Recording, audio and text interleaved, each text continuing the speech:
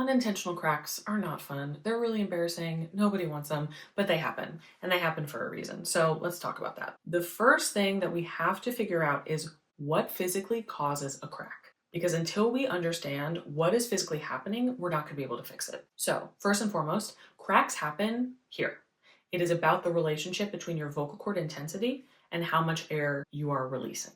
In order to understand this, I have to walk you through something called the weight scale. The weight scale explains how I can make sounds like those ocean eyes, and then go on to belt Defying Gravity from Wicked. It's because I'm changing something called weight. Let's first just work with the extremes. So we have lightweight on one side and we have heavyweight on the other side. I'm going to make a couple sounds and we're going to place them on the weight scale and then define why it lives there. So first with lightweight, hi, how are you doing? What's up? How's it going?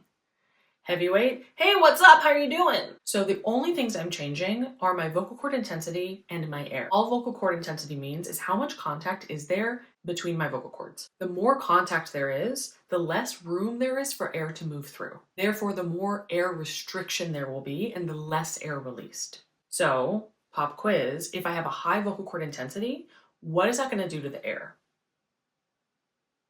It's going to restrict more of it. Very good. If I have a low vocal cord intensity, more air will be released. So lightweight has a lower vocal cord intensity, and that's what allows more of the air to be released on the side of lightweight. And then as we come over here and we increase the vocal cord intensity, it restricts more air. Now, this is a weight scale, so there are also all of the weights in between. I'm speaking in what is closer to a mid-weight. It's not super released and it's not super restricted. It's somewhere in between. So why does the weight scale matter for cracking? The weight scale matters for cracking because every crack we hear, whether unintentional or intentional, is just a very, very quick move on the weight scale. I'm going to use Popular from Wicked as an example. Kristen Chenoweth did a very intentional yodel on her Popular, which is simply intentionally cracking. So listen to this. Pop you, pop you, pop you. You can hear I'm in a lighter weight on the second note. I'm releasing some of that vocal cord intensity really, really quickly and allowing more air to come through, which creates that little crack.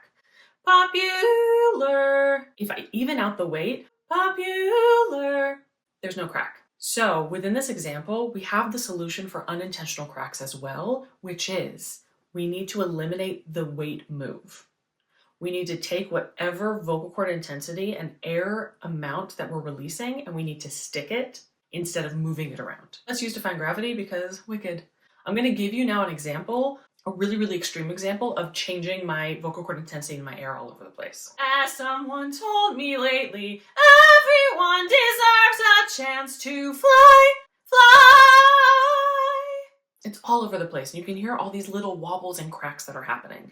So the solution to this is really starting to gain perspective and awareness around controlling our vocal cord intensity and our air. So I'm going to pick heavy mid, and I'm going to try not to move as much as possible. As someone told me lately, everyone deserves a chance to fly, and if I'm flying solo. So it creates a much more controlled sound. Now you might be like, well, that's boring.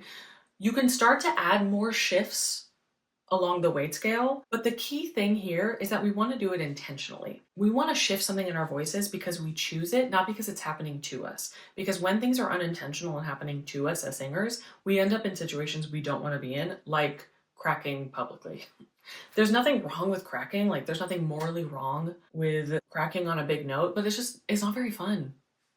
It's not very fun. And something I value a lot in my own practice and when I'm helping students is being really, really intentional with your voice so we can avoid embarrassing moments like that and we just have more control and consistency over our instrument.